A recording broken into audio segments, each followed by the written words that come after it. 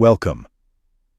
Are you still running your organization based on an old playbook that has become irrelevant overnight? Currently, we are in one of the most defining moments when it comes to organizational design shocks. The idea of remote working used to be an option. It is now an undeniable reality that will stay with us for a while. This is what happens in this post-COVID world because the old-fashioned management approach has been made redundant overnight because the traditional way of doing things does not work anymore when it comes to people who work with their brains. Leaders should therefore embrace the TREAT framework. Let's learn how. What does leading mean in modern society? Leading means handling knowledge workers, who by definition are people who think for a living. Knowledge workers are supposed to come up with novel ideas to solve the challenges faced by their organizations. In times of disruption such as the pandemic, it means a need for change on a mass scale. Your job as a leader is not to manage the tasks anymore.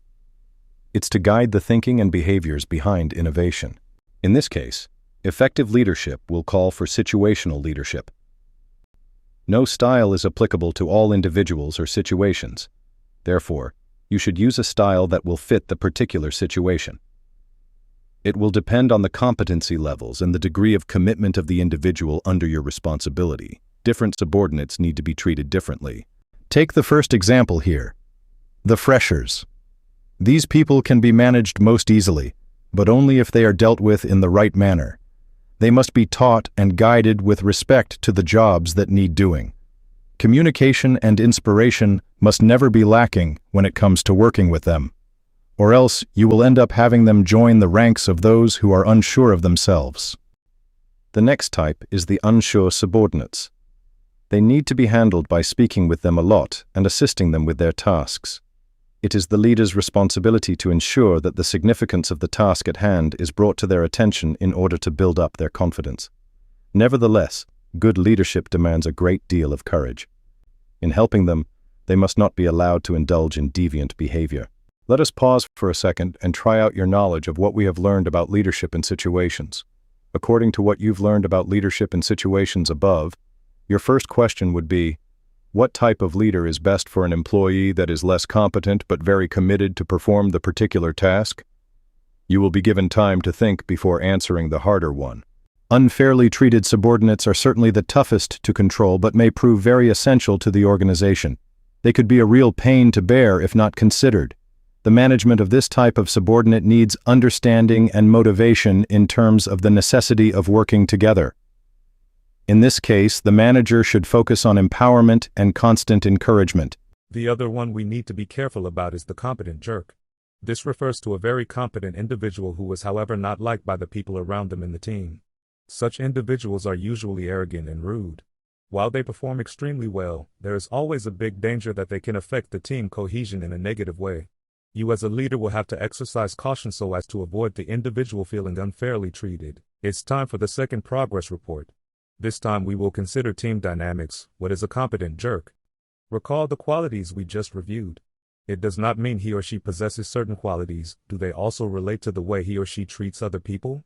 This is important in order to keep the productive culture within a knowledge-intensive organization. It brings us to the TREAT leadership style.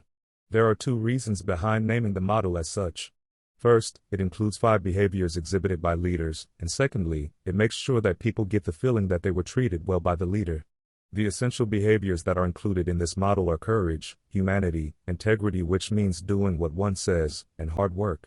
By exhibiting these behaviors, leaders ensure that their knowledge workers succeed. Another essential component of the TREAT theory is ensuring a psychologically safe environment. As we live in an age of thinking, individuals need to be made safe to offer new ways of doing things as well as bring up any issues that may be bothering them without fear. This shows the value of the TREAT approach in action.